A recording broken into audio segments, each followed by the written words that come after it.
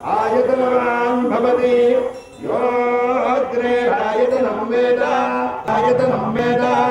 आयतनवान् भवति आपो वै वायोरायतनम् आयतनवान् भवति य एवं वेद योपामायतनं वेद आयतनवान् भवति असौ वै तपन्नपामायतनम् आयतनवान् भवति यो मुच्यतवद आयतनं वेद आयतनवान् भवति आपो वा अमुच्यतवद आयतनवान् भवति य एवं वेद योपामायतनं वेद आयतनवान् भवति चन्द्रमा वा अपामायत आयतनवान् भवति आपो वै चन्द्रमद आयतनवान् भवति नक्षत्राणामायतनं वेद आयतनवान् भवति आपो वै नक्षत्राणामायतनम् आयतनवान् भवति य एवं वेद योपामायतनं वेद आयतनवान् भवति विष्णोर्परमाहुः काशीप्तिक्यं परायणो एको यद्धारयद्देवः वेदति रोदसी मुभे विष्णोर्बलाहुः काशीप्तिरुच्यते त्रिपदाद्धारयद्देवः यद्विष्णोरेकमुत्तमम् ॐ तद्ब्रह्मा ॐ तद्वायुः ॐ तदात्मा ॐ तत्सत्यम् ॐ तत्सर्वम् ॐ तत्पुरोर्नमः अन्तश्चरति भूतेषु गुहायां विश्वमूर्तिः तद्विष्णोः परमं पदं गुरावत्यन्तोदयः दिवि वचक्षुरादो तद्विप्रातोपर्योजाध्रुवां सप्तमिन्धते विष्मीं क्षीरसमुद्रराजतनयां वीरङ्गधामेश्वरी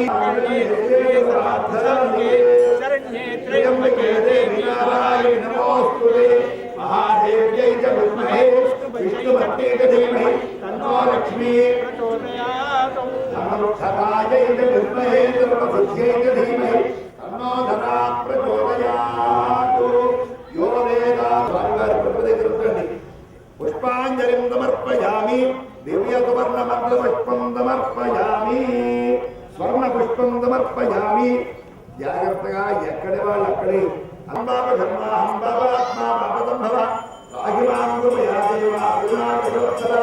అన్యథా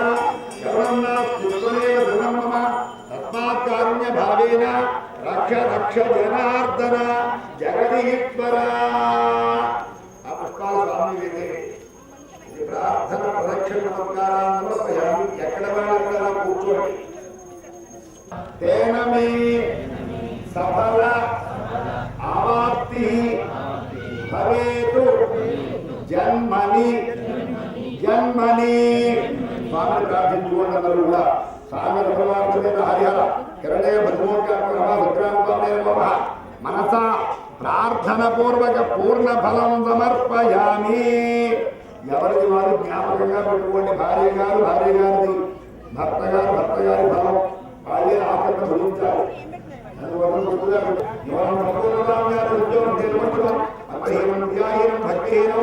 జనార్దన సత్యదేవ క్షమప్ప జనార్దన క్షమప్ప జగదీశ్వర ప్రార్థన నమస్కారం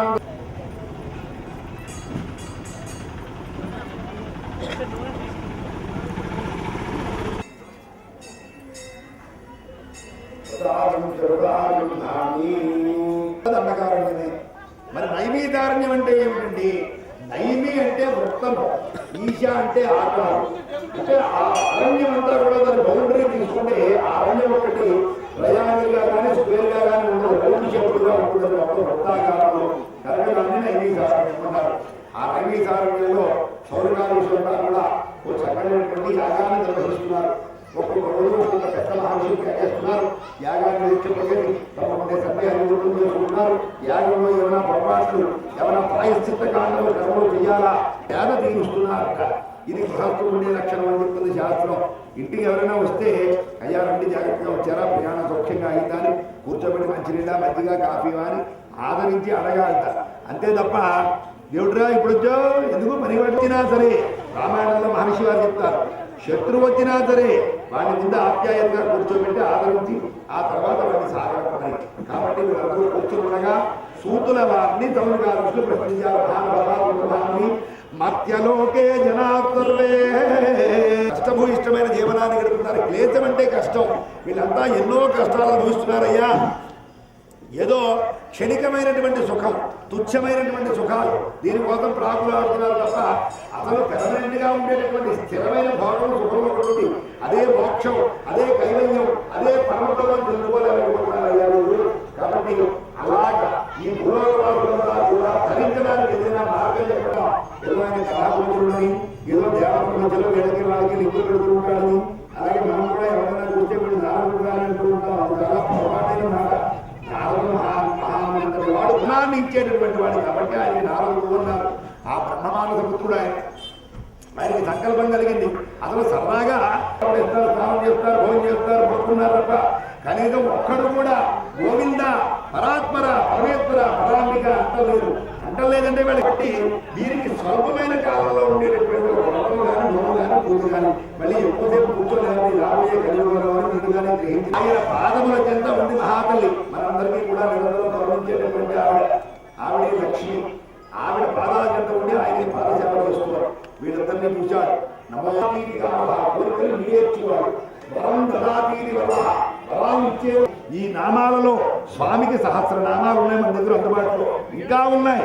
మనకు అందుకుంటారు. నల్లయాలో ఆ రాక్షసులు చూడు పైకి రాకుండా వాళ్ళు అడ్డుకుంటూ ఉంటారు. వాళ్ళని నిరోధించడానికి బ్రాహ్మణులు అర్ఘ్యప్రదానాలు చేస్తే ఈ అర్ఘ్యప్రదానం ద్వారా వాళ్ళు సమాజపడి ఆ సూర్యుడు లోకానికి ప్రత్యక్షమైపోయి ఆ లోక నలుగురు సమాజండి. ప్రత్యక్ష దైవాలు ఇద్దరే, ఒకటి సూర్యుడు, రెండు అగ్నిహోత్రుడు, ఇద్దరే కనబడతారు. కానీ సూర్యుడు మాత్రం పూర్తిగా ఉంటారు. ఈ రకంగా సంకల్పం చేయాలి. చేసే మండపం మీద ఇంద్రాదిపాలకుని ఆదిత్య క్రమంగా చేయాలి. ఏదో అన్వేషణ ఏదో తత్వజనం పెట్టాలంటే కాదు, విశేషమైన ప్రసాదం అందులో వెళ్ళకుండా వైద్యం ఉండాలి అనేది భగవన్మానం చేయాలి. చేస్తే సాత్వికత్వం ఏర్పడుతుంది ప్రసాదాన్ని. ఆ ప్రసాదం భగవంతుడు నివేదిస్తే భక్తిపూర్వకమైనటువంటి విధానంగా సాత్విక లక్షణాలతో ప్రసాదం ఉంటుంది. స్వామి అంటాం మనం రెండే సంక్రమణాలు చేస్తాం. ఒకటి దక్షిణాయనం వస్తుంది కాబట్టి ఆ సంక్రమణాన్ని కర్కాటక సంక్రమణం అంటాం, దక్షిణాయన ప్రవేశం. రేపు వచ్చేది మకర సంక్రమణం, మకర సంక్రాంతి. అంటే అయినాలు మారుతాయి. జయ త్రివిక్రమారమణ గోవింద హరి. చెప్పండి మహానుభావ, వినాలని కుతూహలంగా ఉంది అన్నారు. లేకేమయ్యా, పురా కశ్చిత్ కాశీపురీ రమ్యే నిర్ధనోపి బ్రాహ్మణ. కాశీపట్నంలో ఒక ధనహీనుడైనటువంటి బ్రాహ్మణుడు ఉన్నాడు. పూర్వకాలంలో బ్రాహ్మణులంతా ధనహీనులే. యాయవారం భిక్షాటన చేసుకుంటూ జీవనాన్ని వెళ్ళవచ్చేవారు. బ్రాహ్మణ రూపంలో ప్రత్యక్షమయ్యాడు. అయ్యా మహానుభావ, ఏమిటి మీరు భిక్షాటన చేస్తున్నారు అన్నాడు. ఇది తెలుసున్నా ఆయన ఏం చెప్తాడో విందామా. అయ్యా ఏం చెప్పంటారు, నేను ఈ జన్మమందు చేసిన పాపఫలమో లేక పూర్వజన్మమందు చేసిన అకృత్య ఫలమో తెలియదు కానీ ప్రస్తుతానికి మాత్రం ఈ దారిద్ర్యాన్ని అనుభవిస్తున్నాను. కాబట్టి ఈ దారిద్ర్యం నశించి సుఖవంతమైన జీవనం గడపడానికి మార్గం ఉంటే చెప్పండి మహానుభావ. ఏకేమయ్యా, చక్కనైనటువంటి సత్యనారాయణ వ్రతాన్ని పూర్తి చేశాడు. ప్రతి ఏకాదశి వ్రతం చేయడానికి సంకల్పించి వ్రతాన్ని చేస్తున్నాడు. అలా ఉండగా అనతి కాలంలో అంటే కొద్ది కాలంలోనే ఈ యొక్క బ్రాహ్మణోత్తముడికి ఆరోగ్యమైన వెంటనే హే పరాత్పర పరంధామ, ఈ రోజున నాకు ఇలాంటి అదృష్టాన్ని ప్రసాదించావా అని ప్రార్థించాడు. మానవుడికి ఏది కలిగినా సరే అదృష్టంగా భావించబడుతుంది భగవద్గీత. దుఃఖేష్వనుద్విగ్నమనాః సుఖేషు విగత స్పృహ వీతరాగ భయక్రోధ స్థితధీర్ నిరుచ్యతే. స్థితప్రజ్ఞుడు అంటారని ఆఖరి ప్రయత్నంగా ఆ జంక్షన్లోంచి ధనికవర్గమారు వీధిలో ఆఖరి గంట వెళ్ళాడు. ఎక్కడా పొలంలో మమకం కాలేదు. ఎండవేడిని వేసంకాలం కదండి, దాహార్తుడై ఉన్నాడు. ఆ పొలంలో పరుగుని పెట్టి ఆ లోపలికి వెళ్ళాడు. దాహం తీర్చుకోవడానికి ఆ గుమ్మ వరకు వెళ్ళి అమ్మా అని పిలిచాడు. లోపల వ్రతానికే వినియోగిస్తానయ్యా అని చెప్పి మనస వాచ కర్మణ త్రికరణ శుద్ధిగా స్వామిని నమస్కారం చేసి బయలుదేరి పొలంలో ఉన్నాడు. ఇంతగా వీధిలో నుంచి జంక్షన్లోకి రావాలి. ఆ జంక్షన్లోకి వచ్చేసరికి ఎవరైతే దారిద్ర్యంగా పీడిపడుతూ ఉంటారో అంటే ఎవరైతే ఫైనాన్షియల్ ప్రాబ్లమ్స్ లో ఉంటారో, ఎవరైతే అప్పులిచ్చి వసూలు అంటే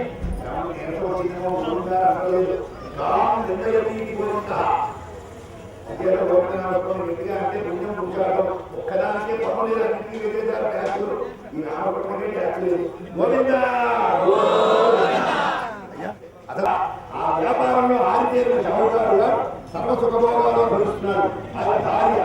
రూపవతి, గుణవతి, శీలవతి, భద్రవతి అనేటువంటి నీళ్ళతో అలా పిల్లల అర్థం చేస్తూ నడియాడుతుంటే కాబట్టి ఆ అభిప్రాయం కోసం నాన్నగారు వాళ్ళు 6వ తరగతిలోనే నన్ను తీసుకెళ్ళి నారాయణ కాన్సెప్ట్ స్కూల్ విజయవాడలో పూజలు గుళ్ళు గోపురాలు నది తీర్థయాత్ర అయినాతరే ఏం ప్రయోజనం లేకపోయింది.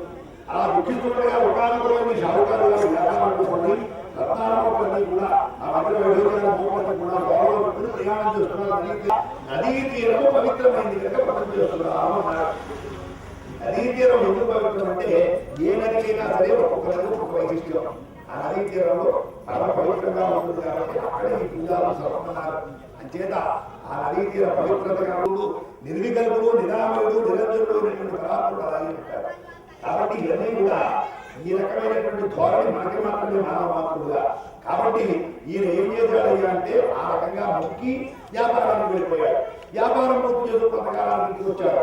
వస్తే స్వామి అనుగ్రహంలో శుభముఖంలో ఎప్పుడో తెలుసండి పరమేశ్వరుని బాలభాగము సగభాగము పరాంబికైనటువంటి మళ్ళీ వ్యాపారమయ్యారు. కొంతకాలానికి ఈ అమ్మాయికి యుక్త వయస్సు అంటే వివాహ వయస్సు వచ్చిందని గ్రహించాడు.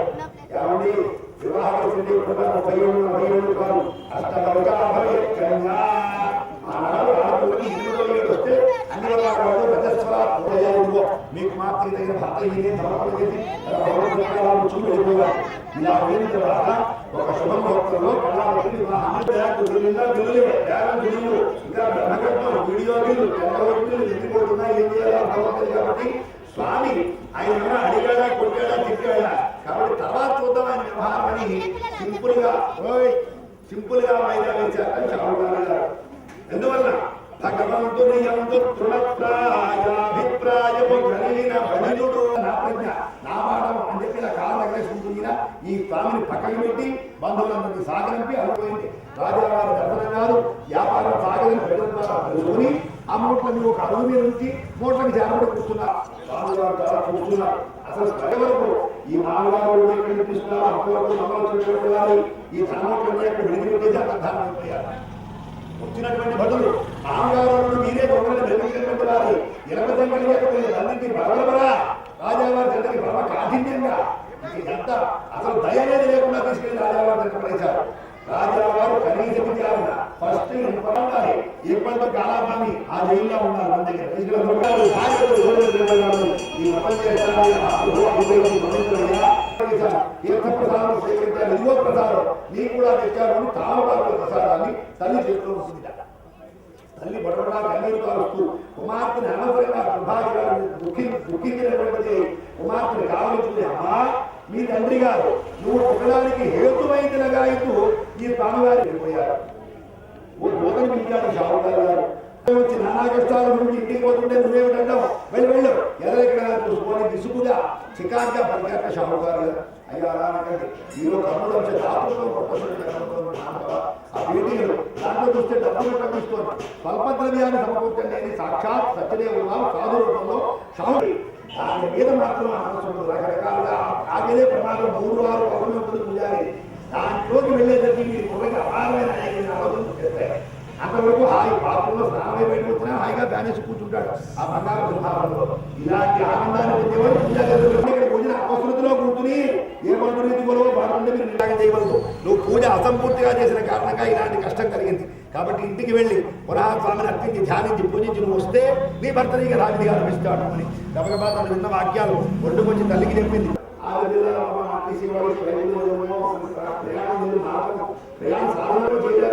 ఇక్కడే ఉంది వస్తున్నా మీకోసం అనేటటువంటి విధంగా చక్కగా పరిపాలన చేస్తున్నాడు. అలా చేస్తూ ఉండగా జనందరి జాకేసి ఒకవేళ పొట్టైనా వాడిని పగబెట్టి పడిపోతారు. ఇదే ఓనరుతో సేమియా ఖీర్ చేశారనుకోండి ఆ ఎలాంటి బాధలు కూడా జనంత కోసం వెళ్ళకుండా ఒకరో రక్షించిన వాడు అయ్యుంటుంది. కాబట్టి 5 తల్లులు ఇందులో రాజుగారు లేరు. మరి రాజుగారు ఎక్కడ వస్తారు? తల్లులు 3 వస్తారు. రాజపత్ని గృహపత్ని గృహపత్ని స్వామివారిని భజన స్తోత్రాన్ని కార్యక్రమంలో ఆ అర్చన చేసుకుంటే సంకీర్తన చేసుకుంటే అర్ధ వాతావరణంగా కనబడింది. ఇదేమిటయ్యా అనుకుని ఒకసారి యోచించాడు. ఈ రాజావానికి చాలా విజ్ఞుడు. వెంటనే అశ్వాన్ని చెప్పాడు. వాళ్ళ దగ్గరికి వచ్చాడు. ఆయన ఏమిటి మీరు చేసిన వ్రతం, నాకు పెట్టిన ప్రసాదం ఏమిటన్నాడు. ఇది స్వామివారిని ఉపయోగం చేసి తాను ఉపయోగించి రాజకీయ వైద్యులు ఆయన కూడా ఆచరించి అదేవిధంగా ప్రతి పౌర్ణమాసంలో ముఖ్యంగా కర్త చేసేవాడు అంటే మీరు మీకు బాగా మాట, కామేత చేయించేవాడు అంటే మీరు నాకు బాగా మాట అనుకుంటాం. ప్రేరకస్య ఇదిగో ఈయన ఏమన్నా ఇలా చేస్తే బాగుంటుంది. ఆ అక్షతలు మండపం పెట్టి ఇంకా మీ శిరస్సుల మీద మీ పిల్లలు బంధువులు ఎవరున్నారో అందుబాటులో వాళ్ళందరి మీద వెళ్ళండి.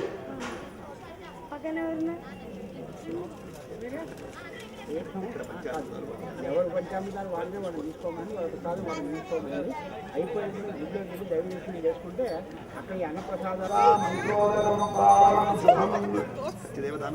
శరీర ఆరోగ్య సిద్ధిస్తూ పెట్టుకుని మిగతా తీర్థం కావాలంటే పిల్లలు వాళ్ళు రాకపోతే ఇంటికి తీసుకెళ్ళాలి. అలాగే పరిపూర్తి అయిపోయింది. అయిపోయిందండి, అయిపోయింది అనుకుంటున్నారు. ఇంకా ఇక్కడ 2 ప్రధాన అంశాలు ఉన్నాయి. అత్యంత అర్థాలుగా ఈ అంశాన్ని ప్రచారం చేసి ఇంతమందిని ఇక్కడికి తీసుకొచ్చినటువంటి ప్రతి ఒక్కరికి నేను వస్తున్నాను. ఆ అక్షతలు వేస్తాము. ఆ దయ్యిన తర్వాత స్వామివారి యథాస్థాన ప్రవేశం.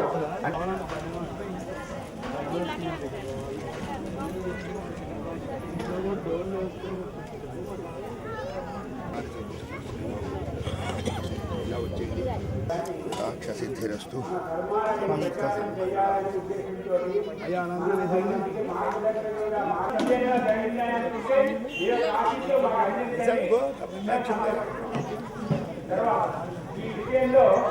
మాకు కొంతమంది కనిపిస్తున్నారు.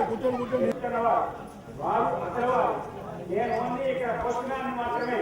వారు ఇచ్చిన ధనాన్ని ఇక్కడ మీకు ఖర్చు పెట్టుకున్నారు. అందుకని నేను చేసింది లేదు. నా ఒక్కొక్కరు ఏమీ లేదు.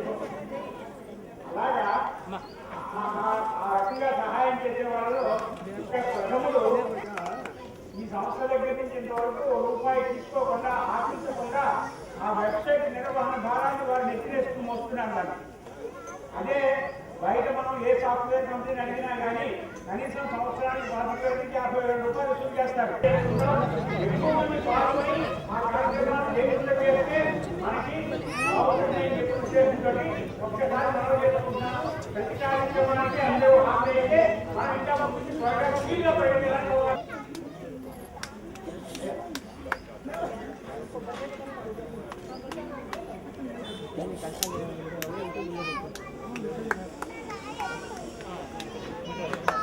तुलसी वनमालिकाय जलज सदृश देहाय चारुमङ्गलम् पुण्डरीकाक्षाय पूर्णचन्द्रवदनाय अण्डजावाहनाय यतुलमङ्गलम् मङ्गलम् विमलरूपाय विविधवेदान्तवेद्याय सुमुखचित्रकामिताय शुभमङ्गलम् सर्वमङ्गलम् स्वामी भद्रवीराय सर्वमङ्गलम् सवसेन गौरम्म निखिलजननी कुनिराजनम् अन्नक्षमुखविद्वंसभद्रपददाय वीरभद्राणि नीराजनम् नन्दिवाहनमासितशैलावदेह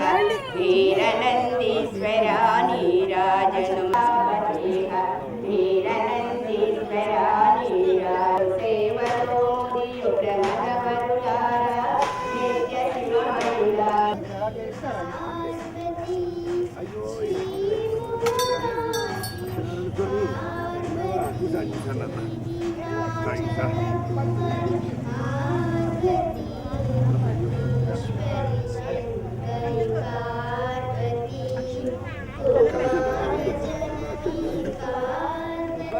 దేవుడు ఫోటోను